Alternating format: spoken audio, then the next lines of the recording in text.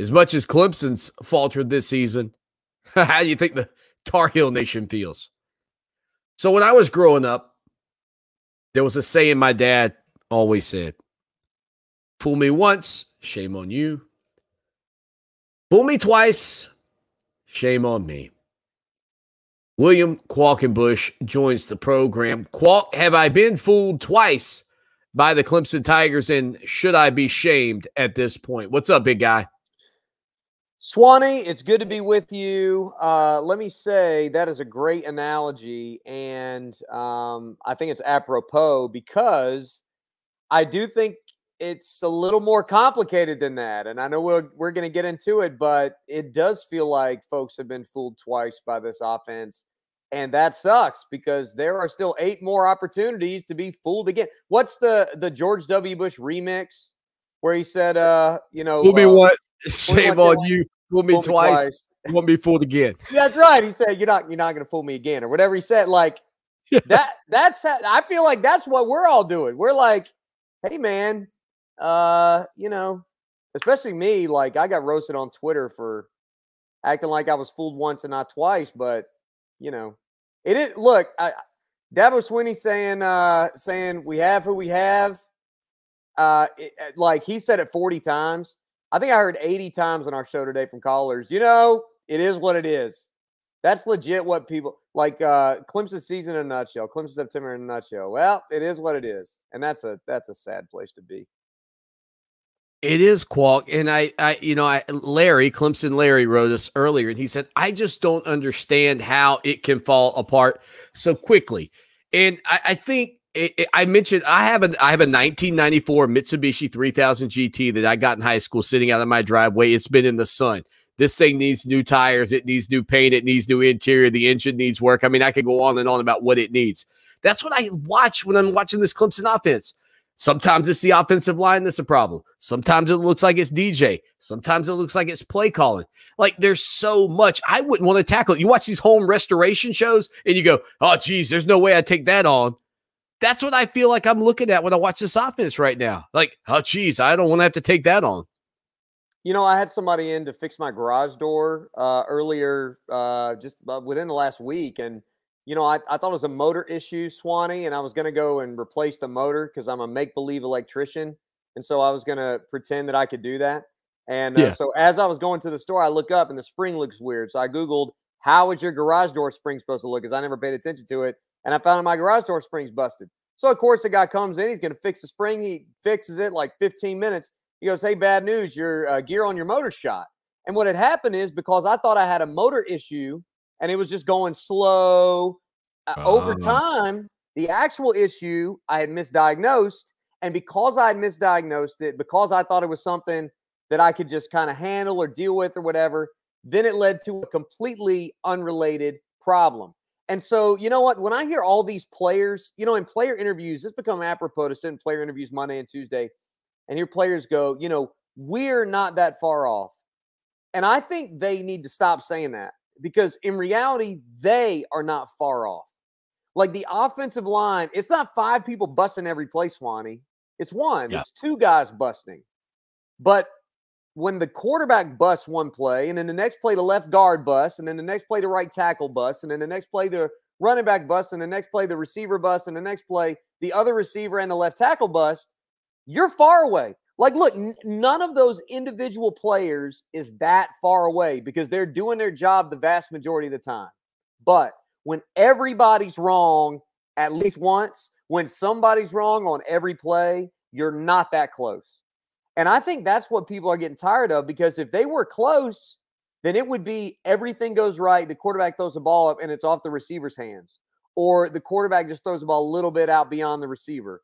Or, DJ completes a pass, but he's drilled. And so the receiver catches the ball behind him, but still gets yards. You can't trust the offensive line or the back or the quarterback or the wide receivers or the play call in any specific instance. You just assume that something's going wrong, right? That's where we are. And you know what? I was under the impression, and I said this, I said, you got to be patient with this offense because this is not the first time that people have complained about Clemson's offense being vanilla in the first 3 weeks of the season. As Dabo says, the first quarter of the season. Then you get into quarter number 2, it looks a lot better. I'm going to tell you what, Swanny, I tweeted like a proud man because I was right. After 2 series, look how creative it was. Look how fluid DJ looked. Look how much more confident the receivers were. Joe got him, mossed the guy. Play didn't count. Wasn't his fault. He mossed the guy. Justin Ross, you have the scramble play where Ross in the back of the end zone, DJ makes a throw that there's like 6 quarterbacks in college football that can make.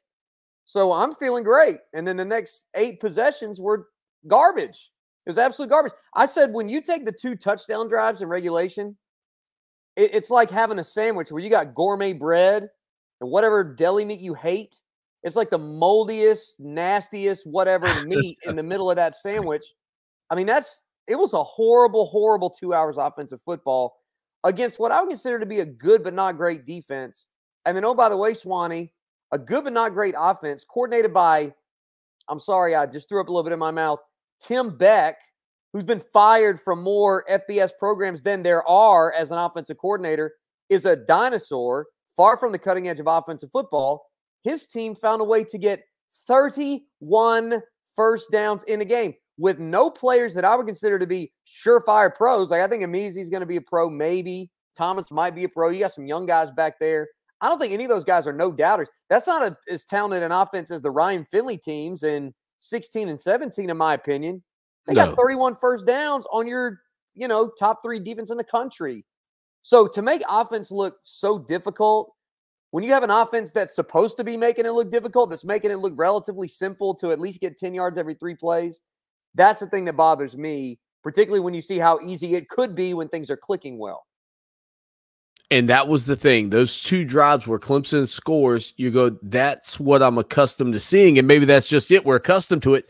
One of the things I feel like I notice, and again, I think we don't look at things with such a critical eye when you're winning, right? Like, I mean, you can quickly gloss over a 42-17 dub and just go, that's Clemson being Clemson. I feel like I don't see a lot of motion. I feel like I don't see Clemson really utilizing the width of the field. Again, now they're not doing a lot with the vertical side of things either. They did a little bit more this week, in my opinion. But, there used to be the speed sweep. There used to be some motions and things that Clemson would present. Some, quote, eye candy, I think was the terminology we would use. I don't even see a motion in the guy to find out what type of, defense teams lined up in. Like, to me, if you're going to run, you pick the set. Doesn't matter to me. If you line the tight end up on the opposite side of where you typically do and you motion him over to where he normally is in that look, at least you found out a little something about the defense that you're going up against. It's like Clemson, and I compared them to the Redcoats, and I said this 2 weeks ago. I may have mentioned it to you, Qualk. It feels like they thought that they just going to go into battle, and they're just going to beat you because they got the best firing squad in the business. But when you're getting ambushed from the sides, all of a sudden, hey, it doesn't really matter how great you are at shooting in an open field. Boy, we could go for another hour and a half after that because there's a lot going on and you're like 45 seconds there. I think you're 100% right. Look, there's 2 bits of revisionist history that need to be corrected right now. The first and most recent is, boy, this offense hadn't been the same since Jeff Scott left. You know what? To some degree, did Jeff Scott have some influence in the stuff they did? Yes. Tony Elliott has been the play caller since 2015. He was responsible for 2 national championships. I've had so many people say, boy, I guess Jeff Scott was more involved than we thought. No, what you thought was right. Jeff Scott was not calling plays. Jeff Scott was involved in the design. He was involved in some of the game planning, the pre-planning. But on game days, Tony Elliott was calling the plays. Now, did he have input? Certainly. I'm not saying Jeff Scott didn't do anything with the offense, but the offensive coordinator, the way we think about offensive coordinators, game planning, designing, scheming, reading, reacting, scripting, it's been Tony Elliott since 2015.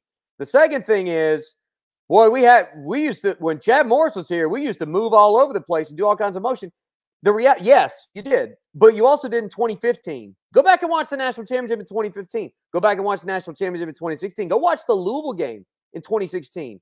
Look at how this offense used motion to set things up, to create matchups and things like that. You're exactly right. I see more motion when I do a high school football game on Friday nights than I do with Clemson's offense. That is legitimate. And what has happened over time, I think this is a fair criticism. what has happened in the past 2 years is that Clemson knew that with Trevor Lawrence at quarterback, with Travis Etienne in the backfield, with healthy Justin Ross at a wide receiver, they didn't have to show anything against the teams in their league. Now, did they have to show stuff at the end in the playoff? Yes. And to some degree, I would almost say that, God, you can never prove this, but my theory that Clemson, it was so easy for Clemson in the last 2 seasons that they almost didn't even care to have an elaborate game plan because they assumed that they would win the games because you're winning individual matchups. They assumed that they would get to the playoff, and that's when you start opening up the playbook. That's when you break it out. And you know what? There's a little bit of arrogance in that, but that arrogance was built on something, right? Even if it was poorly founded, it was founded, right? Right. And that's a little bit of playing with fire. Listen, you're making a lot of sense. There's a lot of that to go. So what I'm saying is Tony Elliott knows how to use motion, okay? For some reason, he's not. Tony Elliott knows how to create matchups like you're saying. For some reason, he's not. I think it's fair to say that Tony Elliott, as an offensive coordinator, has shown an ability to get the most out of his players. With this team, he is not. Now, we've had people argue that, well, it's not a coaching issue, it's a personnel issue. Well, in the NFL, that might work. But in college, Swanny, particularly when you're Ohio State, Clemson, Oklahoma, Alabama, Georgia, whoever, you get to pick your players. And so, like, the offensive, like, I've had callers tell me that Robbie Caldwell's not the issue, it's offensive line recruiting. Well, Clemson's not recruiting an offensive lineman if Robbie Caldwell doesn't sign off.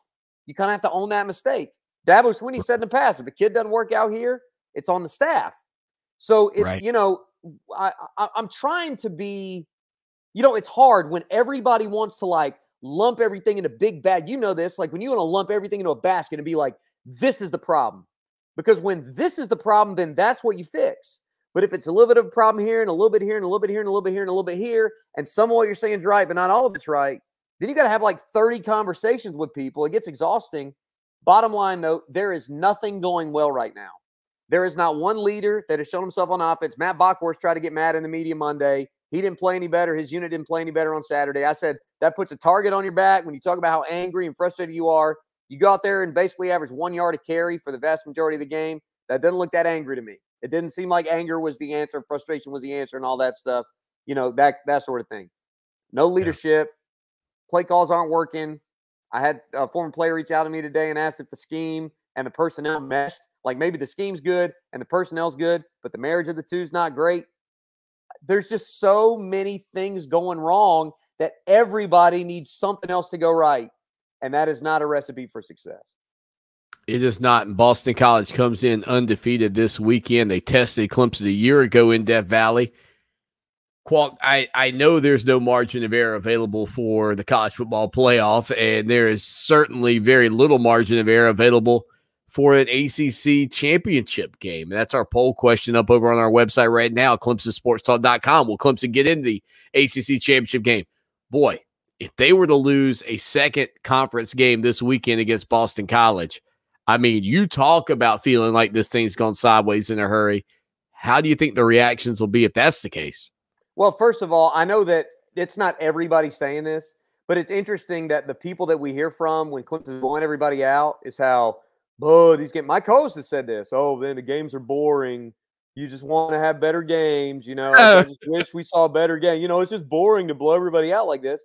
Right. Well, are you not entertained? I mean, it's one of those things like, do you want it or do you not? And I get it. Like 50% of the audience is going to talk, and it's not the same 50% when they call and say, it was better when you're blowing everybody out, but that's where we are. You're exactly right, though. Look, if Clemson wants to make the ACC championship game, you can't lose 2 division games, right?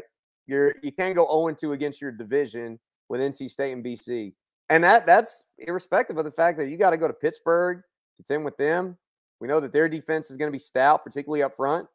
And then Wake Forest. Like, what the heck's Wake Forest doing? I don't think Wake Forest's strength of schedule has been that great. I'm not sure they got a really good win yet. So I've still got questions about Wake. They're doing a good job there, but it's a totally different thing to say you're doing a good job at Wake Forest and you're better than Clemson and going to win the ACC Atlantic.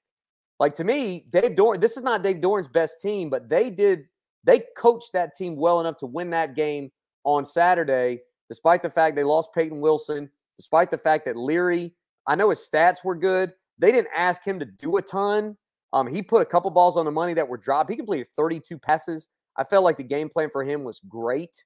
They wore Clemson down by design. Boston College is going to have that kind of game because Dennis Grosel isn't nearly as good a quarterback as Sam Hartman or JT Daniels, or, like Grosel's barely throwing the ball, right?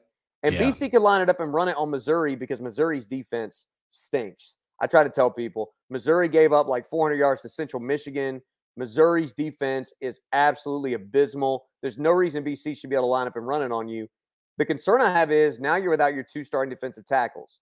The remedy there is if you get Skalski back, you're second level strong, and BC will let you put 8 in the box because I'm not respecting Grosel's arm at all. The reality is in these games, Swanny, Clemson now has to game plan as if they have to scheme up to stop the opponent. You can't be passive and let things come to you and try to just, keep everything in front and all this stuff. You might have to take a few more chances to try to stop that run game because that offensive line is good. You just have to make sure you stop that run game on first, second down and make Grosel beat you on third down. I'm not sure he can. Only about a minute and a half left with William Qualkinbush. He's on Twitter at Qual Talk every day, 105.5 The Roar from 12 until 3 o'clock, out of bounds with Qualk and Kelly. Is this team like a drive away or a couple of drives away, looking really good from piecing it all together and finally clicking? No. I've had to amend some things I said. I mean, after South Carolina State and Georgia Tech, it was pretty clear that there was not going to be a jumping from one level to another. You were going to see baby steps. And the problem is that you took 2-3 baby steps forward against South Carolina State and Georgia Tech. And after Saturday, you're almost back where you were in the pit of despair after the Georgia game because it just doesn't look right. Even the last play, it's a pretty good pass, a catchable ball. Can't make the play. Ross drops the ball on first down that drive. Plays are there to be made. They're just not making them. And they make fairly simple stuff like 1st and 10 flare screens, little bubbles and slips. They make those things look difficult. And so it just feels like a grind to get 10 yards right now until it doesn't. And then you feel great, but there's no evidence that they can carry that over 2 drives in a row. I think that's the real issue. You need to see baby steps. You can't play that well in BBC. You've got to see some more baby steps on Saturday. Qualt, be good. We'll talk to you next week, my man. Thanks, Swanny. Always good to be with you. William Qualkinbush here on the show that shakes the Southland. Stay with us. Guaranteed. Fox Sports Radio 1400 traffic. A look at traffic shows a wreck on Midway Road at Andrew Corley. Also an accident